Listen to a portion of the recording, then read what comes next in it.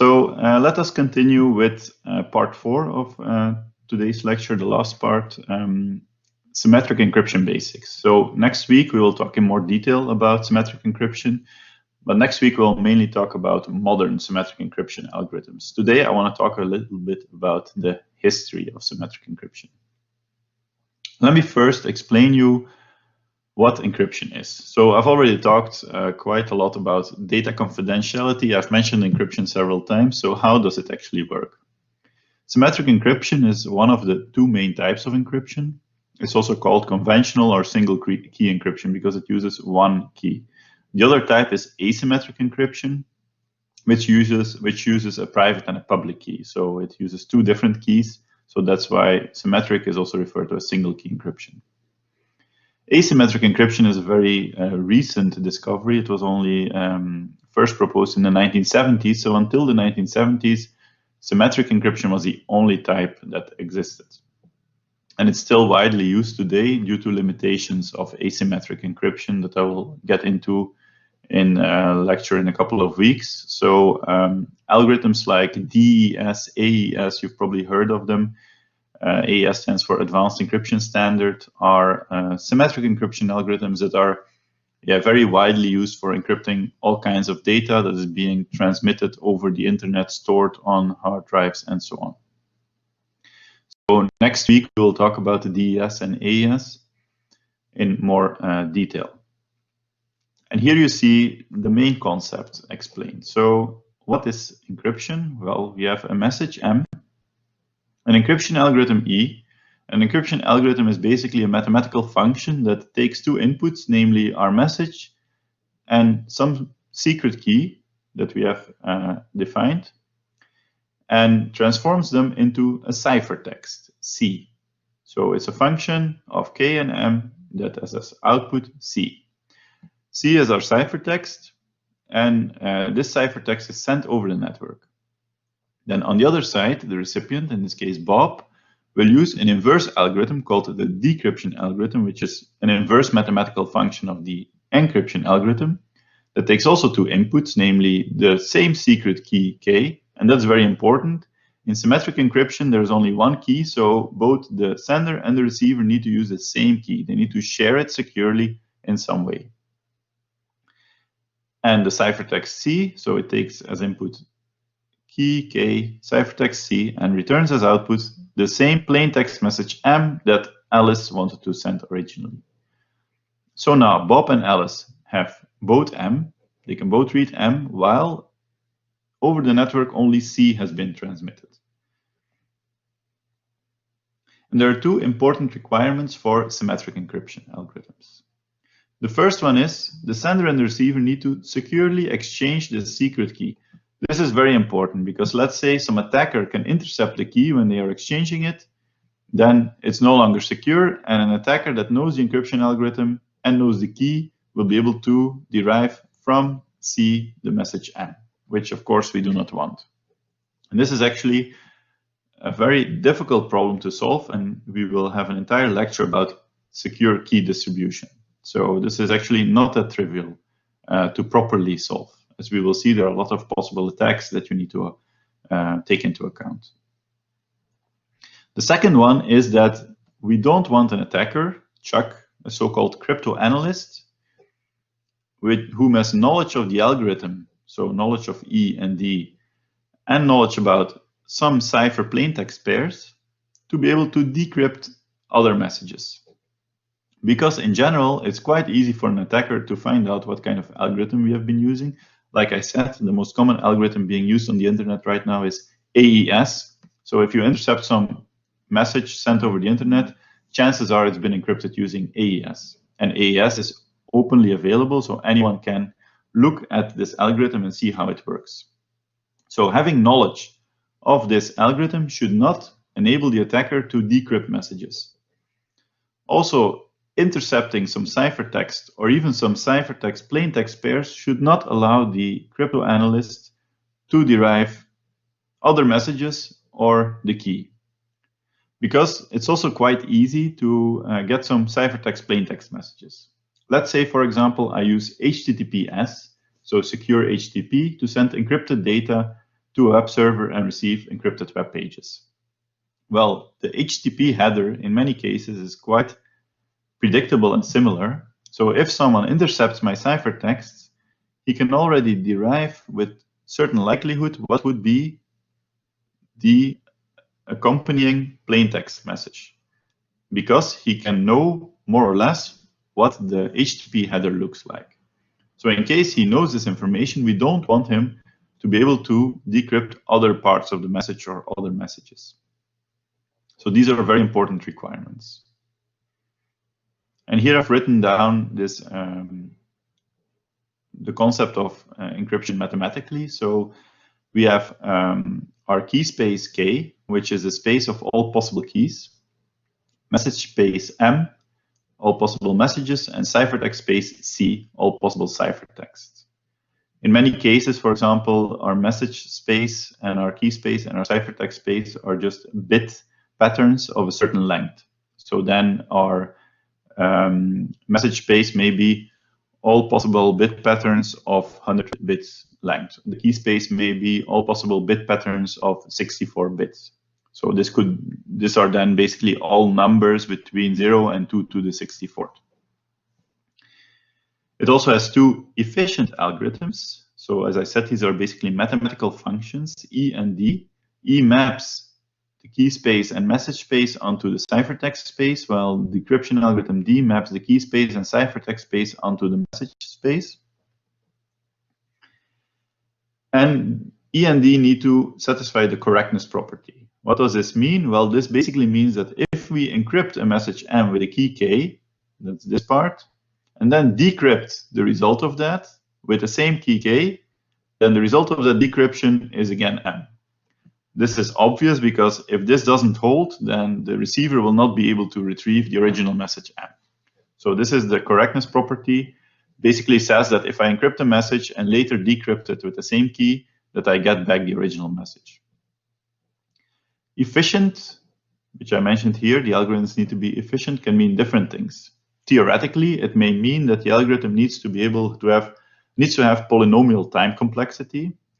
Practically, which is usually more important, it means that the execution time needs to be limited somehow. Because let's say I'm using Wi-Fi and I'm streaming Netflix, so I'm receiving data at a few megabits per second. My encryption and decryption algorithm need to be able to keep up. So I need to be able to decrypt my data that I receive from Netflix at a rate of, if I'm using HD, maybe 10 megabits per second. So it needs to be able to execute to decrypt a packet before the next packet is received. So there's a cap on the maximum execution time that this algorithm can have. Practically, this is often solved by implementing these encryption algorithms like AES in hardware circuits, which are much faster than pure software implementations. So for example, your smartphone, your laptop, they all have a hardware circuit for AES encryption.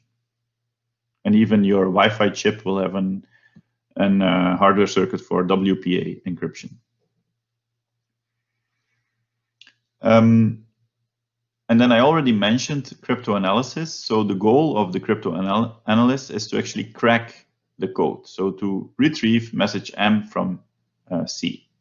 Of course, we as the lawful people want to avoid that this can happen. So we need to make secure encryption algorithms so that the cryptanalyst is not able to retrieve the message M or the key K.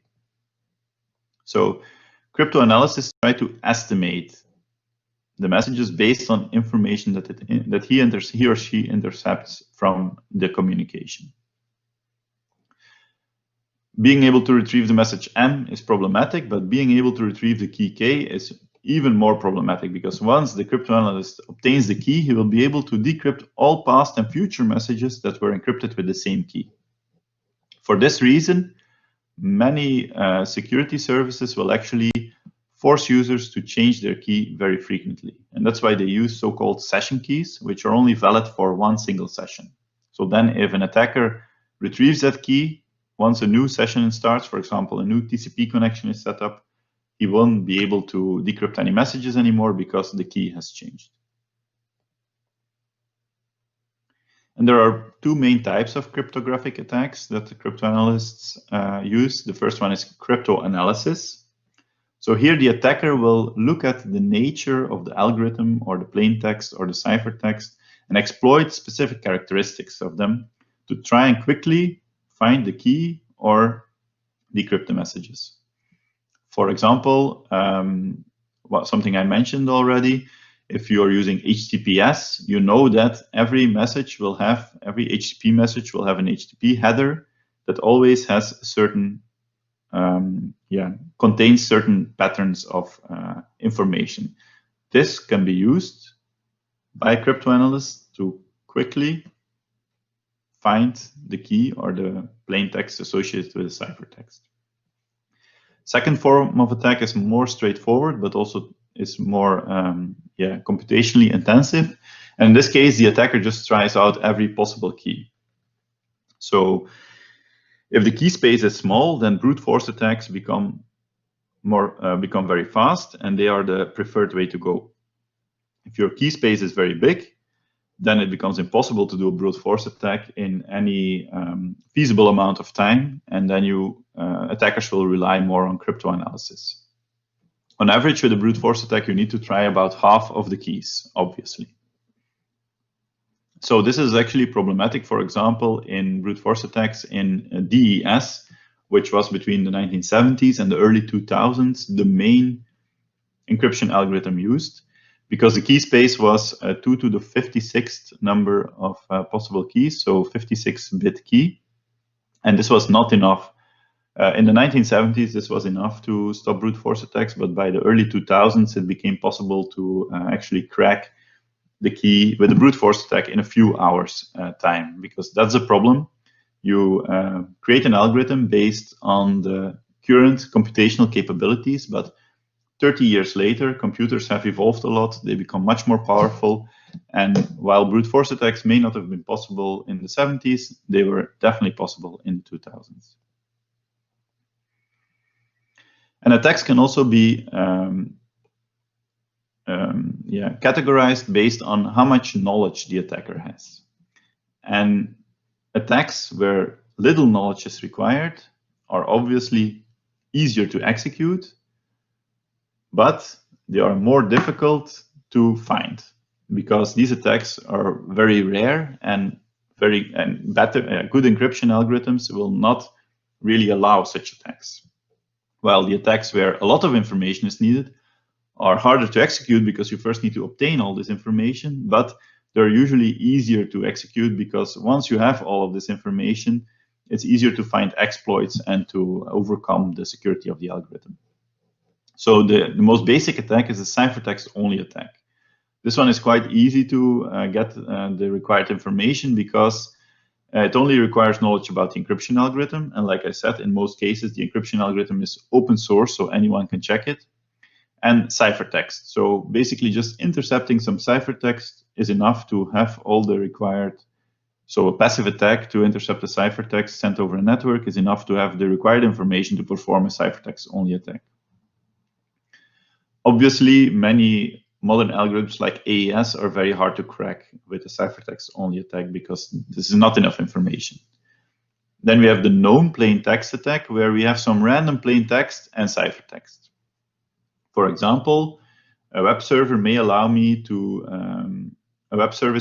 send a plain text message and receive back the accompanying ciphertext message. In that case, the attacker can use this service, exploit it to obtain a known plain text, the information needed for a known plain text attack. A more difficult one is a chosen plain text attack, where the attacker needs to be able to choose the plain text message associated with the ciphertext. And actually, the example I just gave, where the attacker is able to send some plain text to a web server and receive back the ciphertext, is a chosen plain text attack, because in that case, the attacker can actually choose what message he encrypts. A known plain text attack is more related to, for example, what I mentioned before, that if you're using HTTP, the attacker may know what the HTTP header looks like that you used, and even if he cannot choose it, he still knows the plain text that's associated with some of your ciphertext. Chosen ciphertext means the attacker can choose the ciphertext and then obtain the associated plaintext. And the chosen text means he can choose both some ciphertext and some plaintext and obtain the inverse.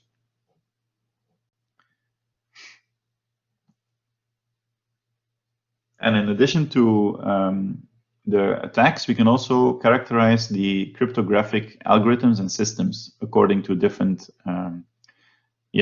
characteristics. The first one is the type of operations used to transform the plaintext into ciphertext. And as we will see, there are basically two types of operations. The first one is substitution, where you take some pattern in your plaintext and replace it with another pattern, usually of the same size. Second one is transposition, where you change two blocks in your plaintext around and move one to the position of the other and the other way around. So you transpose the blocks in your plaintext. Modern algorithms like AES and DES always use a combination of both of these, while more classical algorithms that we will talk about later today often used only substitution. Second is the number of keys used. I already mentioned this. So symmetric encryption uses a single secret key, while asymmetric encryption uses a public and a private key. And finally, we have the way in which the plaintext is processed. We have block ciphers that use blocks of data. For example, a certain number of bits or a certain number of characters. And we have stream ciphers that use, that encrypt, character per character. The most common ciphers like AES and DES are actually block ciphers. There are also some stream ciphers in use today, like RC4, for example, which is a stream cipher.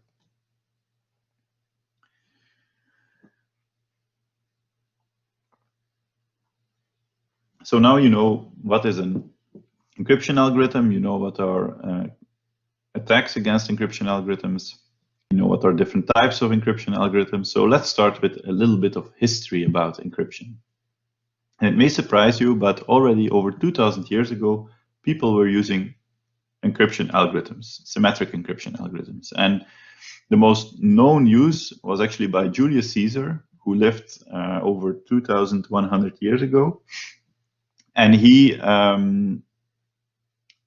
used the so-called Caesar cipher. I assume he didn't call it the Caesar cipher, but now it is known as a Caesar cipher. And it was actually quite simple. He just replaced each letter in the Latin alphabet with the letter 3 places further, wrapping around. So if you use the modern English alphabet, that would mean that the A is mapped to a D, B is mapped to E, and so forth until we come to the X, which is again mapped to A. Y to B and Z to C. So it's quite straightforward. And Julius Caesar used it to encrypt messages that he wrote that were transported by messengers between his armies and generals. So they used this to avoid that if one of the messengers got killed on the road and the message got stolen, that the thieves would be able to read the message. It was quite simple. Back in those days, this was sufficient to avoid decryption. If you would use this nowadays, it would probably be decrypted very easily. So we can represent this algorithm, the Caesar cipher, mathematically. If we assign to each of the letters in the alphabet, there are 26 of them, a number. So A becomes 0, Z becomes 25. Then we can just say that the encryption of a number associated with a letter, so P, just becomes the number P plus 3 modulo 26. If you try this, A is the number 0, 0 plus 3 is 3, modulo 26 stays 3. So 3 is associated with D. So indeed, we see that the encryption of A is D. So this is correct. It's also correct when wrapping around because we use modulo of 26. So Z is 25 plus 3 is 28. Modulo 26 is 2. So 2 is C. So we see indeed that Z is associated with C. Decryption is the same, but instead of plus 3, we do minus 3. So this is very straightforward mathematically. And we can also generalize this. So Caesar used 3 places further, but you could say that we, instead of saying it's a fixed 3, we use a secret key K, and we add this key k to the number. So instead of adding 3, we add some fixed value k. Obviously, both the sender and receiver need to know the value of k to be able to decrypt the message, because the receiver needs to subtract k from each of the letters. So our key k will be a number between 0 and the number of letters in our alphabet minus 1. So in this case, between 0 and 25. So I have a question for you. I talked before about the key space and brute force attacks, which are attacks that allow you to find a key by just trying every possible key, so which works very well for a small key space. So now my question to you is, what is the key space size of this generalized Caesar cipher when we use an alphabet with 26 possible letters? Is it 26, 26 to the second, 2 to the 26th, or the faculty of 26? I'll give you a few minutes to think about this and answer the question.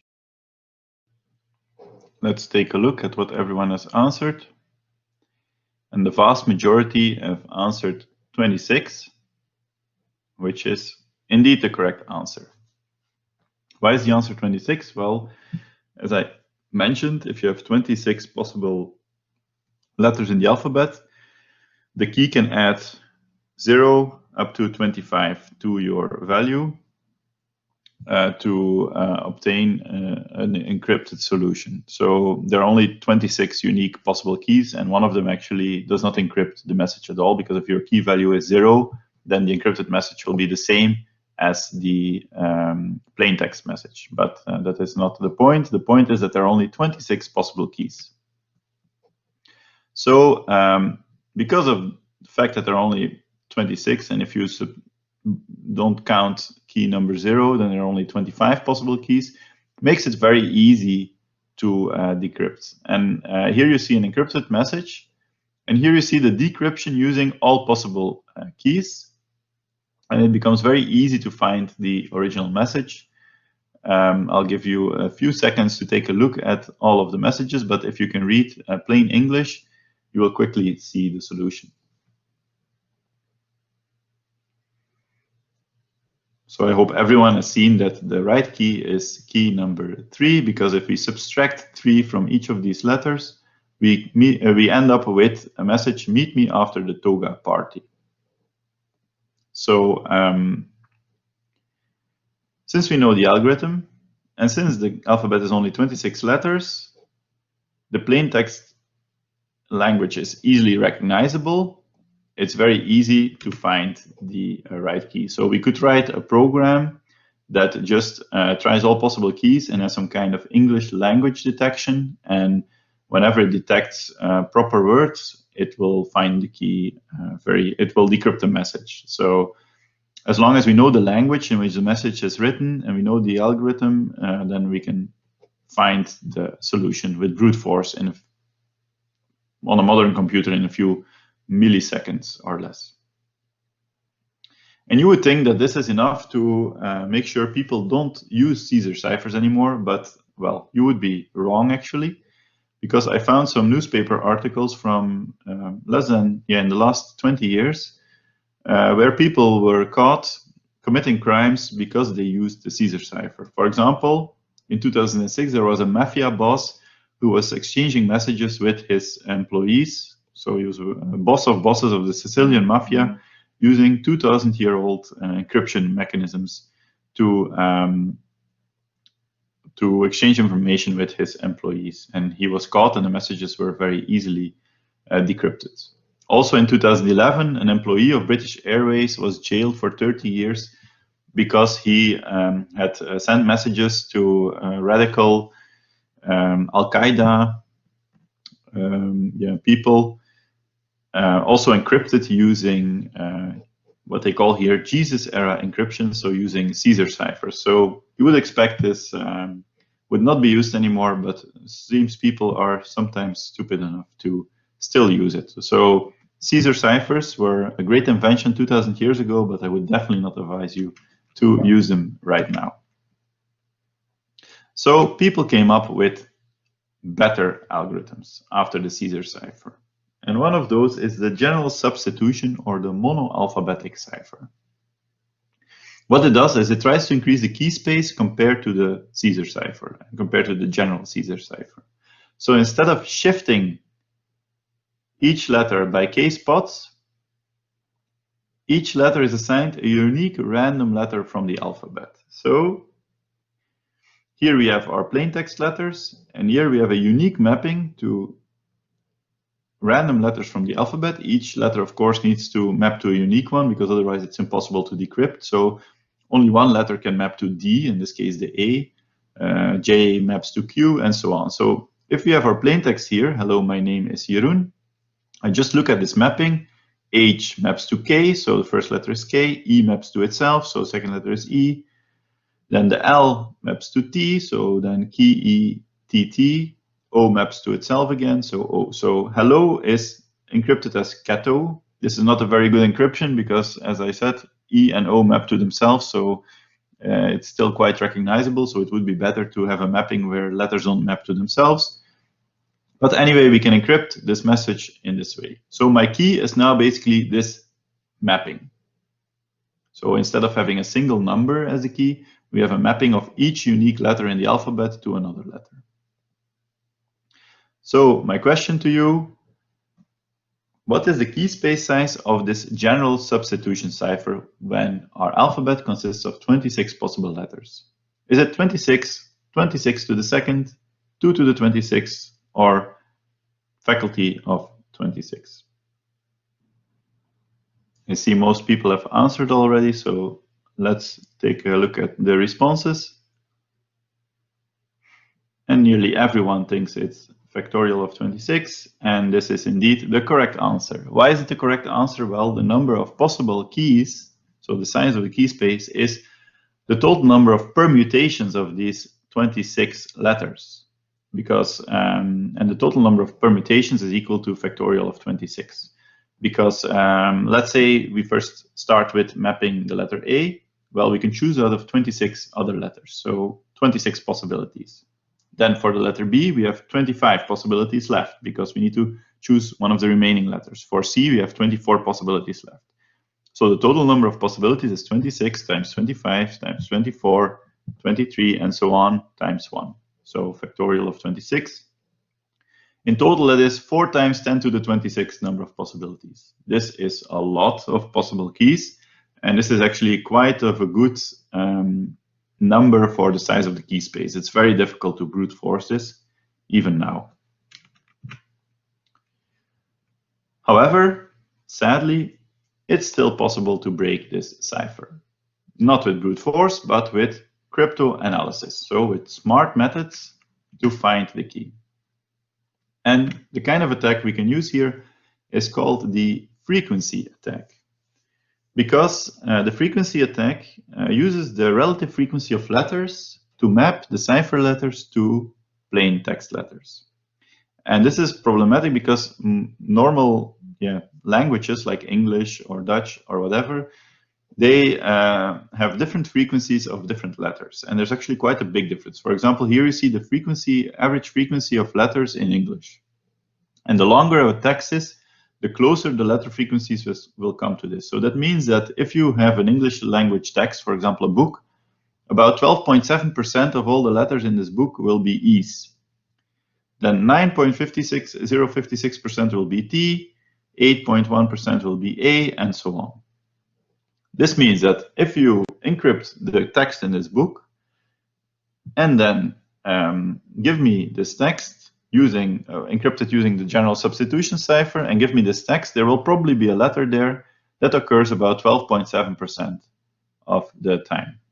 This letter will not be an E because I have encrypted it, but it will maybe be the K. So then I know that K probably maps to E. And I can continue this with frequencies of other letters.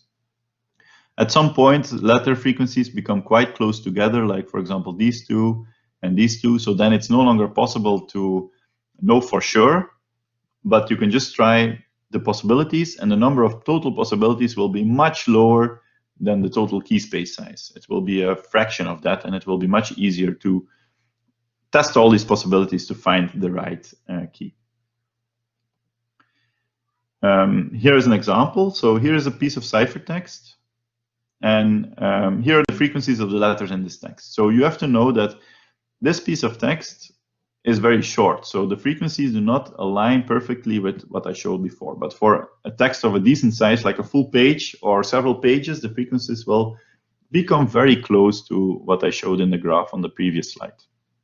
But we see already two letters sticking out, P and Z. So chances are, if we map them, that P will be the E in plain text and Z will be T. So we can already place every P with an E and every Z with a T. We can then continue, as will SRU will most likely be an A, and so on. So with a little bit of trial and error, we can just try possibilities and we will end up with the plain text. So now I have a question for you. What kind of attack is this frequency attack? I talked before about 5 different kinds of attacks, where the type of attack is determined by the amount of information the attacker has. So is a frequency attack a ciphertext only attack, known plain text attack, chosen plain text attack, or a chosen ciphertext attack, or a chosen text attack? Give you a bit of time to think about this and answer the question. Okay, a lot of people have answered, so let's take a look at the responses. Most people say ciphertext only attack. Some people say chosen plain text or chosen ciphertext attack. But the first answer is correct. Why is it correct? Well, the attack does not rely on knowing any plain text and does not rely on choosing any ciphertext, because the attacker just needs the ciphertext and then analyzes the frequency of the letters. So he doesn't need to choose what ciphertext he has. He can just take whatever is available. And it doesn't need to know any of the plain text. So it is a ciphertext only attack. This means it's very easy to execute because you don't need a lot of information. You only need to intercept some ciphertext, which can be done using a passive eavesdropping attack, which is quite easy to perform on a network. So this makes the general substitution cipher very vulnerable to attacks due to how easy it is to perform the frequency attack. So in the 16th century, also in Italy, because the Caesar cipher also came from Italy, in Rome, they came up with the Viginiere cipher. It's a polyalphabetic cipher. So I already said the substitution cipher is a monoalphabetic cipher.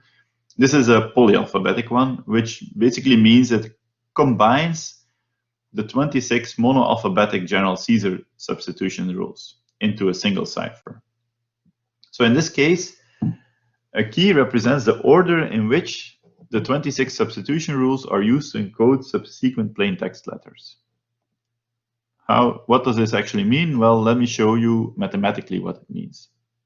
So remember, with the general Caesar cipher, we used a key K to add to our plain text letters to obtain our ciphertext letters. And we use that same key to subtract from our ciphertext letters to get the plain text letters. Well, in this case, instead of using a single key, we just use a bunch of different ones, namely m different ones. The first letter of our plain text is then encrypted with the first key, the second letter with the second key, the mth letter with the mth key, and then we wrap back for the m plus first letter. We again use the first key. So that means every letter is encrypted with a different key, at least up to the length of the key. So that also means that if I encrypt the letter E twice, it will, in those two cases, result in a different encrypted letter, because the key with which I encrypt this E may be different. So that means we lose frequency information, because the E is no longer encrypted to the same letter every time. So this frequency of that letter to which E encrypts will not be the same as the frequency of E. And to make sure we all understand this Viginiere cipher, I have a little exercise for you, and I will help you on the way. So let's say we have a key consisting of the letters P, A, S, S. And we have a ciphertext consisting of the letters I, H, W, S, C, and so on. Let's say we encrypted this using the Viginiere cipher, and now we want to decrypt it. So how do we do this? maybe someone is willing to take the microphone and tell me solution for the first letter, for the I.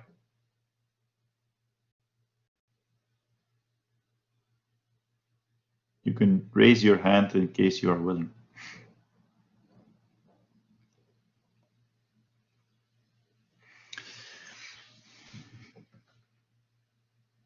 No one? Yeah, this is easier, of course, when we do it in a classroom. So let me do it myself then. So we have the ciphertext letter I. I hope everyone can see my writing. And the ciphertext letter I equals the number 8 in my alphabet. Then we have this password. So the key, first key letter is P. We decrypt the first ciphertext letter using the first key letter, so P. P has the value 15.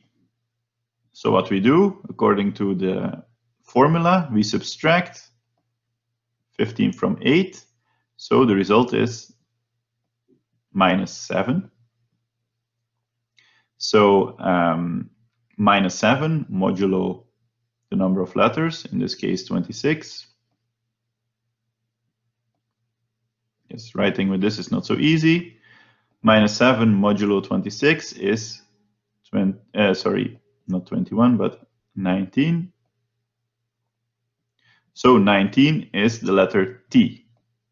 So the plain text letter that is associated with the I is T. Normally I would let you work on finding the rest of the solution yourself, but since we only have 10 minutes left, I will explain one more letter, and then the rest you can just do as an exercise on your own time. So if we then look at the second letter, the H is 7. The key letter associated with H is A, that is 0. So then we get 7 minus 0 modulo 26. So the second letter will be H, because yeah, with 0 we don't actually change the letter. And you can continue like this. Once you come to the fifth letter, your key is finished because your key only has 4 letters. What happens? Well, you again use the first letter of the key. So the P, then the A, then the S, P, and so on. So if you solve this on your own at home, you will see that, yeah, you come to the solution. I will skip that now and give you time to look at it on your own. However, here you see the frequency information that is retained. So in a plain text, we get a lot of frequency information. This curve is very steep, which means that some letters occur way more than others. With a fully random polyalphabetic cipher, we get no frequency information. So the occurrence of each letter is the same if the text is long enough. With a Vigenère cipher, we have less frequency information, the curve is flatter, but still some frequency information is retained. And actually, the longer the size of the key compared to the text, the less frequency information Vigenère ciphers retain. So if the key is actually the same length as the text, then it becomes a fully random polyalphabetic cipher.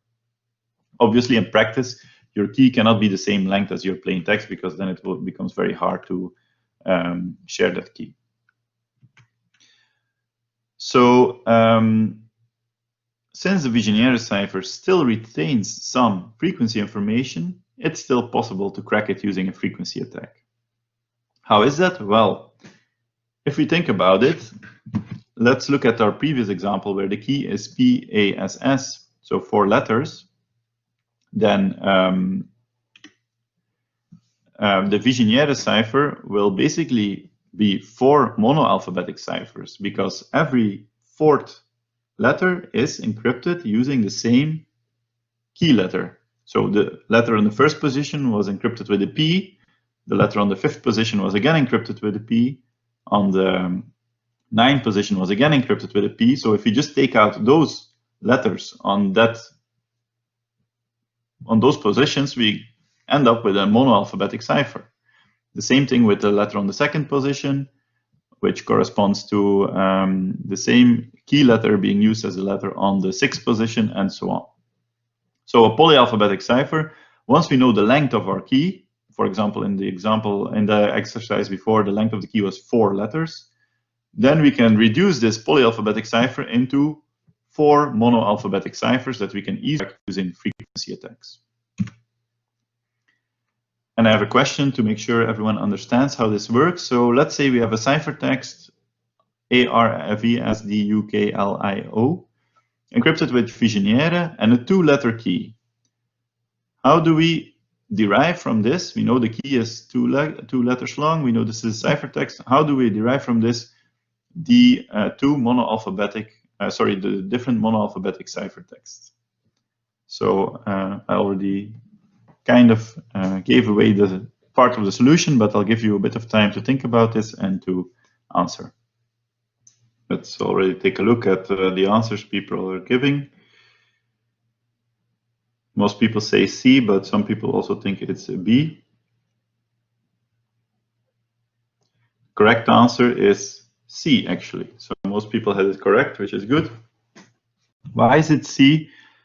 Well, because a monoalphabetic cipher text needs to be encrypted with a single letter.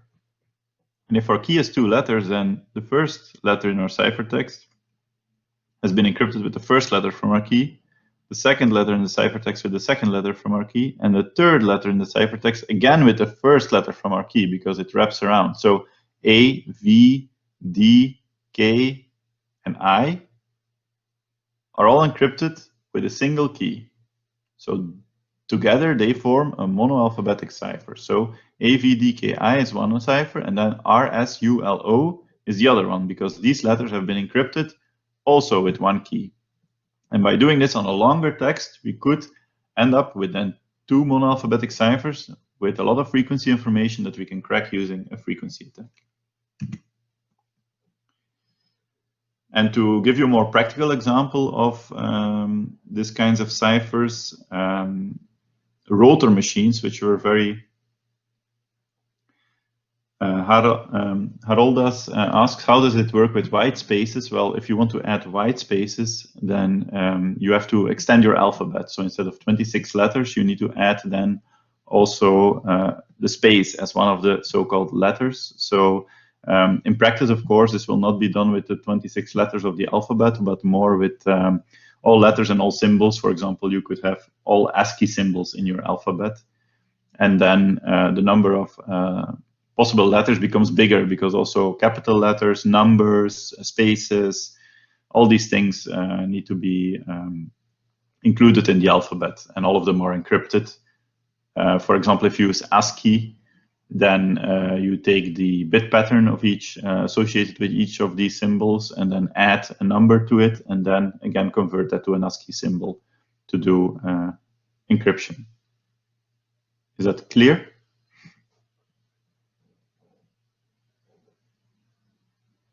Okay, perfect.